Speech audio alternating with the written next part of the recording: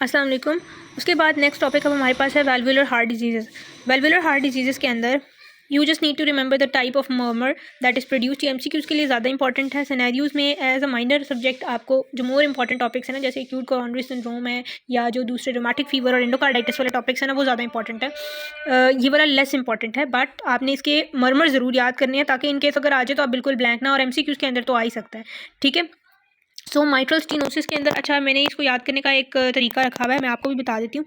जैसे mitral valve के लिए आपने याद रखना है ना, तो आपने याद रखना है mitral stenosis starts from S and regurgitation starts from are.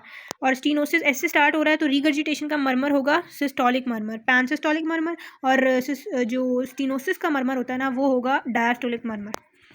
ठीक है। सो ये एस को एस के सामने रखना, एस का रिगर्जिटेशन में आएगा। ये मैंने वैसे अपने याद रखने के लिए रखा हुआ है। आपको अगर और किसी तरह से याद होती है तो आप वैसे कर लें, मकसद हमारा याद रखना है। ठीक है। सो माइट्रल स्टीनोसिस के अंदर बेसिकली मिड डायस्टोलिक मर्मर होगा, features of left heart failure, atrial fibrillation, और हिस्ट्री हो सकती है रोमैटिक हार्ट डिजीज़ की। ठीक है। S1 and S2 are loud prominent plus opening snap. ये इतना इंपॉर्टेंट नहीं है। सिनेरियो पढ़ते हैं, 35-year-old फीमेल, वीकनेस है उसको राइट हाफ द बॉडी में 6 घंटों से, और 2 दिन पहले वो स्पॉन्टेनियसली रिकवर होगी। Now she presented with complaints of palpitation, shortness of breath. वो तो जनरलाइज हार्ट के सिम्टम्स होंगे ही होंगे। उसको है जी 2 साल से ये कंप्लेंट्स हैं। ऑन एग्जामिनेशन उसका बीपी कम है, पल्स उसकी बढ़ी हुई है, इरेगुलर पल्स बहुत टिपिकल है ऑफ एट्रियल फिब्रिलेशन। ये आपने ये भी ज़हन में रख लें, ये भी बहुत कॉमन है, एमसीक्यू में आ सकता है। ठीक है। रेस्पिरेटरी रेट है 24 पर मिनट, और cardiac examination reveals variable intensity of first heart sound. तो क्या होगा, आप उन्होंने फर्स्ट हार्ट साउंड की वेरिएबल इंटेंसिटी बताई है, तो इसमें mitral regurgitation, mitral stenosis leading to atrial fibrillation. यहाँ उन्होंने मर्मर नहीं बताया, बट स्टिल मर्मर जो है वो आपको पता होना चाहिए। ठीक है। उसके अलावा इसमें इन्वेस्टिगेशंस वही हैं जो हमने पहले पढ़ी हैं। ट्रीटमेंट आपने इसका देख लेना है। ये वेल्वुलर डिजीज़ का ट्रीटमेंट स्पेसिफिकली उसमें वेल्वुलर रिपेयरिंग है या वेल्वुलर रिप्लेसमेंट है। रिपेयरिंग हम 2 तरीक़ों से करते हैं, वेल्वुलोप्लास्टी और वेल्वुलोटॉमी। ठीक है। ये 2 मेथड्स आपने याद कर लेने हैं। हो सकता है ये वाइवा के अंदर जो स्टेशन आपका होता है ना मेडिसिन का, वहाँ पर भी पूछा जा सकता है। उसके बाद जी नेक्स्ट सिनेरियो पे आ जाते हैं। नेक्स्ट सिनेरियो है जी, उसमें भी सेम ही सिनेरियो है। उन्होंने भी बताया है कि second heart sounds are prominent. मैं इसलिए ये पूरा नहीं पढ़ रही because this is not much important. ठीक है। और उसको बायलेटरल बेसल क्रैकल्स भी हैं, और लेफ्ट हार्ट फेलियर वाले साइंस आपको नज़र आ रहे हैं।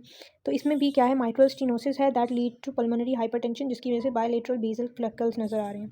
ठीक है। और ए वेव जो है इसके अंदर वो भी बताई हुई है, that is also indicating pulmonary hypertension. आपने फाइंडिंग्स बतानी है चेस्ट एक्सरे पर क्या क्या होंगी, और ट्रीटमेंट ऑप्शंस बतानी है, वो पढ़ ली। माइट्रल रिगर्जिटेशन के अंदर पैनसिस्टोलिक मर्मर होगा, जैसे मैंने आपको बताया, बाकी सारा कुछ सेम ही होगा।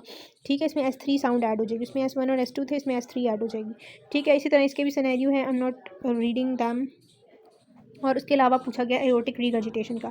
अच्छा, एयोटा के अंदर वाल्व जो डास्ट वो मर्मर्स याद करने का तरीका ना, वो ऐसे है, एयोटिक मर्मर्स है ना, तो उसके अंदर जो है वो स्टीनोसिस और रिगर्जिटेशन के अंदर सेम है। एस के सामने एस वाला यानी सिस्टोलिक मर्मर होता है स्टीनोसिस के अंदर, और रिगर्जिटेशन के अंदर जो है वो डायस्टोलिक मर्मर होता है। जैसे यहाँ पर रिगर्जिटेशन है ना, तो इसके अंदर अर्ली डायस्टोलिक मर्मर है at the base of heart, और जो स्टीनोसिस का मर्मर होता है उसको इजेक्शन सिस्टोलिक मर्मर कहते हैं।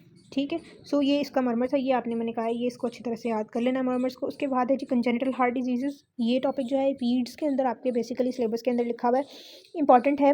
इसमें से सबसे important topic is basically tetralogy of Fallot, जिसके अंदर से पास पेपर में भी बहुत ज़्यादा सवाल पूछे गए हैं। बुक से मैं इसलिए नहीं पढ़ा रही, वहाँ बहुत ज़्यादा डिटेल लिखी हुई है।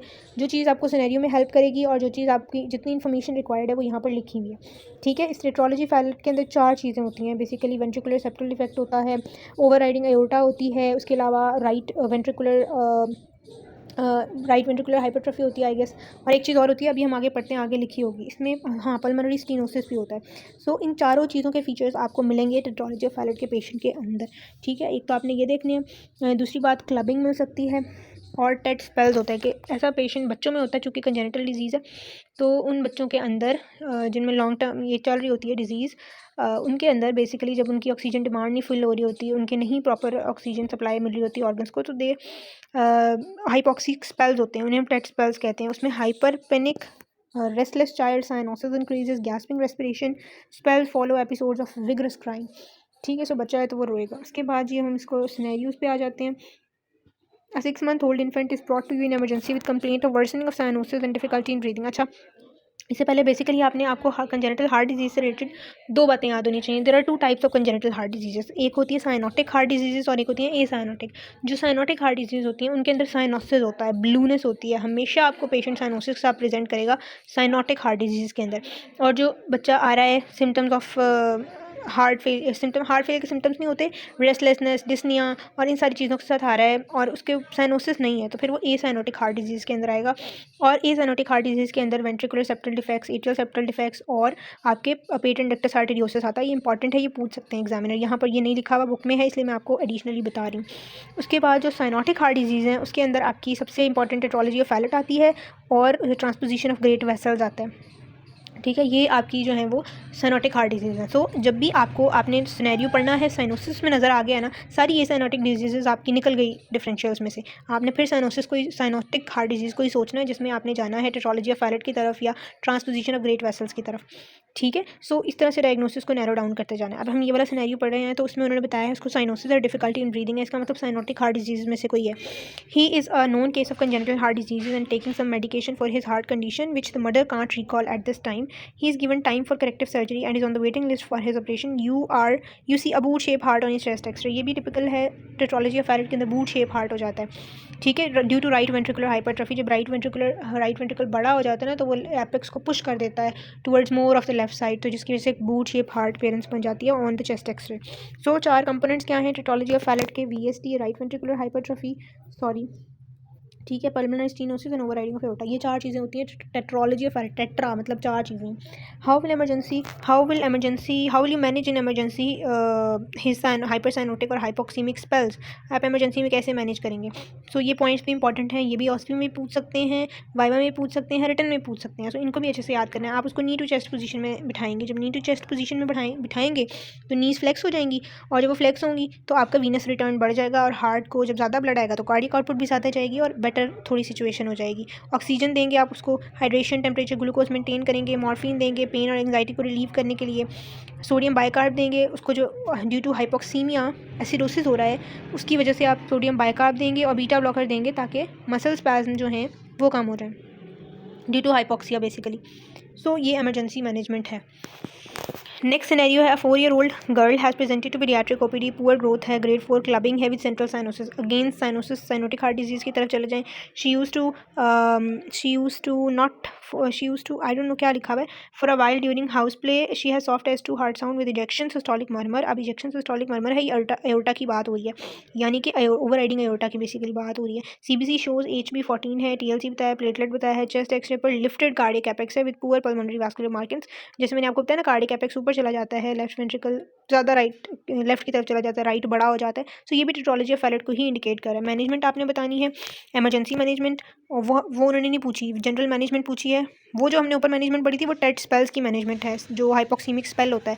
जनरल इसकी जो मैनेजमेंट है उसके अंदर 2 स्टेप्स हैं। एक जनरल मैनेजमेंट है जिसमें आपने जनरली उसको मैनेज करना है, आपने उसको एनीमिया है उसको HB मेंटेन करनी है, आयरन सप्लीमेंट्स देने हैं, फ्लेबोटमी करनी है, एंटीबायोटिक ड्रेनेज करनी है अगर उसको एब्सेस वगैरह बन गई है। सर्जिकल मैनेजमेंट क्या है, जो उसकी प्रॉब्लम्स हैं उनको ठीक करना है, VSD को ठीक करना है, पल्मोनरी स्टेनोसिस को ठीक करना है। पैलिएटिव सर्जरी में हम ब्लालॉक टॉसिक स्टंट देते हैं जो कि बेसिकली आपकी राइट सब क्लेवियन को पल्मोनरी आर्टरी से जोड़ देता है। ठीक है, जिसकी वजह से जो आपके इसमें फेलियर हो रहा था, हार्ट फेलियर, वो कंपनसेट हो जाता है।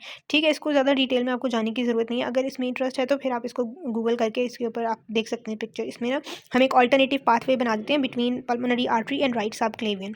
ठीक है, उसके बाद है, an 18-month old boy has been brought in emergency, severe respiratory distress है, साइनोसिस है, क्राइंग पे वर्सनिंग हो रही है, क्लबिंग है, सेंट्रल साइनोसिस है, बाकी सारा कुछ हुई है, इजेक्शन सिस्टोलिक मर्मर है और बीट भी आपको सुनाई दे रही है।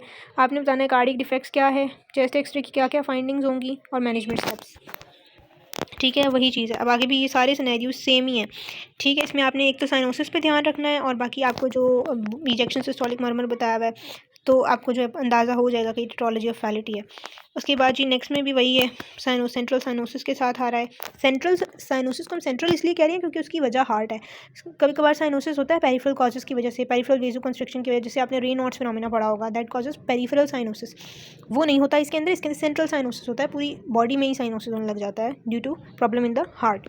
मैनेजमेंट भी हमने पढ़ ली। उसके बाद अगेन ये भी वही सिनेरियो है और नेक्स्ट वाला भी वही है। इन्वेस्टिगेशंस क्या होंगी, कॉम्प्लिकेशंस देख लें, क्योंकि जब आपका हार्ट काम नहीं करेगा, बॉडी को ऑक्सीजन नहीं मिलेगी, एक तो पेशेंट शॉक में जा सकता है, एरिथमियाज हो सकते हैं, सेरिब्रोवास्कुलर इवेंट हो सकता है, ब्रेन एब्सेस बन सकती है, एंडोकार्डाइटिस हो सकता है क्योंकि ब्लड स्टे करेगा हार्ट के अंदर, और पॉलीसाइथीमिया, फेलियर टू थ्राइव, बच्चों के अंदर बेसिकली वो ग्रो भी नहीं करेंगे उस तरह से जिस तरह से नॉर्मल ग्रोथ होनी थी।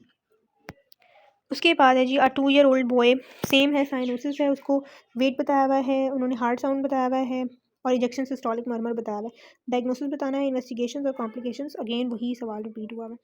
इसके अंदर भी वही है। अच्छा, ये इसके अंदर अगर बच्चा बहुत रोते हुए प्रेजेंट कर रहा है विद साइनोसिस, तो वो फिर आप उसको ले जाओगे tet spells of tetralogy of Fallot, यानी एक्यूट अटैक हुआ है उसको और वो रोए जा रहा है और उसको हम टेट स्पेल कहेंगे, जैसे मैंने पहले बताया।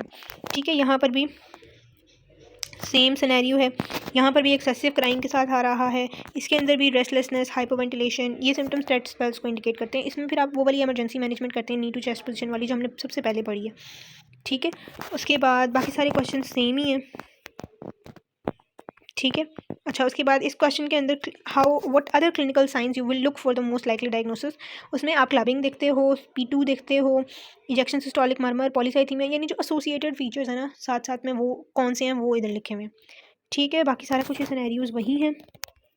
ठीक है, कैन यू सी कि आप कितनी बार टेट्रोलॉजी ऑफ फैलिट आया हुआ है, तो इसको आपने इसके फीचर्स को अच्छे से याद करना है, क्योंकि ओवर राइडिंग ऑफ एओर्टा की वजह से कुछ सिम्टम्स होते हैं, कुछ सिम्टम्स पल्मोनरी स्टेनोसिस की वजह से जो आपको हार्ट साउंड S4 S2 सुनाई दे रही है, फिर राइट वेंट्रिकुलर हाइपरट्रॉफी की वजह से बूट शेप्ड हार्ट बन जाता है, एपेक्स लिफ्ट हो जाता है। ठीक है, वो सारी चीज़ें, तो ये सारा कुछ भी आपने याद रखना है। उसके बाद है transposition of great vessel. Transposition of great vessel मैंने आपको बताया, ये भी साइनोटिक हार्ट डिजीज है, इसमें भी साइनोसिस होगा, बट इसके अंदर progressive deepening cyanosis since birth, no history of respiratory distress at birth, no pulmonary stenosis, यानी बाकी सारा कुछ नॉर्मल होगा, बट उसको डिस्निया हो रहा होगा बच्चे को और साइनोसिस हो रहा होगा, बाकी सारा कुछ नॉर्मल होगा। ठीक है, ही वॉज, अब हम इसको पढ़ते हैं। 1 day old baby was admitted in neonatal unit with breathing difficulty since birth. He was born at term with good Apgar scores. ये जब बच्चा पैदा होता है हम उसको स्कोरिंग करते हैं, height, weight, respiratory rate, pulse, BP, हर चीज़ की, इसको एपगार स्कोर कहते हैं। There was history of death of sibling at age of 3 years due to cardiac lesion. अब इन्होंने कंजेनिटल की तरफ इशारा दे दिया है कि ये कोई कंजेनिटल लीजन है। On examination child was blue, मतलब साइनोटिक हार्ट डिजीज है, with respiratory distress, chest in drawing, Audible heart sound with systolic murmur of grade 3/6, femoral pulses palpable हैं, oxygen saturation does not improve despite giving 100% oxygen inhalation, क्योंकि transposition हुई हुई है, pulmonary artery aorta की जगह पे आई हुई है, तो राइट वेंट्रिकल सारा ब्लड कहाँ जा रहा है, बॉडी में, और वो ऑलरेडी डीऑक्सीजनेटेड, तो बॉडी को ऑक्सीजन मिल ही नहीं रही, तो आप चाहे ऑक्सीजन दे भी दें वो बॉडी को मिलेगी ही नहीं, इस वजह से ऑक्सीजन सैचुरेशन इंक्रीज़ नहीं होती। ये भी बहुत टिपिकल साइन है इस डिजीज़ का। डिफरेंशियल्स क्या क्या हैं, क्योंकि साइनोटिक हार्ट डिजीज है तो आपने उसके डिफरेंशियल लिख देने हैं। इन्वेस्टिगेशंस वही हैं और प्रोसीजर्स बताने हैं, पैलिएटिव प्रोसीजर्स, उसमें ब्लैलॉक टॉसिक प्रोसीजर है फॉर टॉफ, अगर आप वो सस्पेक्ट कर रहे हैं, और अगर ग्रेट वेसल्स ट्रांसपोजिशन है तो फिर बलोन एट्रियल सेप्टोस्टोमी करते हैं।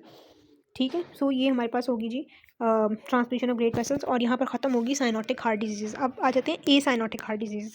इसके अंदर आपको साइनोसिस नहीं मिलेगा, पेशेंट साइनोसिस के साथ नहीं आएगा, रेस्पिरेटरी डिफिकल्टी के साथ आता है, दूसरे सिम्टम्स के साथ आता है। अब जैसे PDA है, पेटेंट डक्टस आर्टेरियोसिस, आपको एम्ब्रियोलॉजिकली पता होगा, this is a connection between your pulmonary artery and your aorta. ठीक है, तो क्या होता है, इसे एट बर्थ बंद हो जाना चाहिए, बट अगर नहीं होता इट रिमेन्स पेटेंट, तो फिर वो डिजीज़ की फॉर्म अख्तियार कर लेगा, जिसे हम पेटेंट डक्टस आर्टेरियोसिस कहते हैं। ठीक है, इसके अंदर जो चीज़ आपने याद रखनी है ना, that is continuous machinery murmur.